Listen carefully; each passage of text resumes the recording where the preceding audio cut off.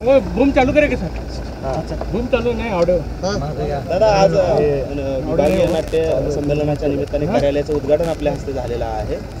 काय सांगाल? खरं तर आपण अमिताभ बच्चन यांना आणण्याचा देखील संकल्प केलेला आहे, काय सांगाल? अखिल भारतीय मराठी नाट्य परिषदेच्या वतीने दरवर्षी विभागीय नाट्य संमेलन होतात। हे त्यांचं 100वे वर्ष आहे आणि त्याने एकूण 6 ठिकाणी अशी मोठी नाट्य संमेलनं भरवली आहेत आणि सगळ्या ठिकाणी समाजातल्या अशा मान्यता असणाऱ्या लोकांना त्यांनी इन्व्हॉल्व केलं आहे।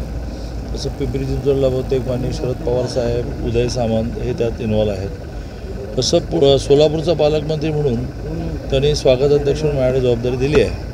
हे 26 ते 28 जानेवारीला होणार आहे।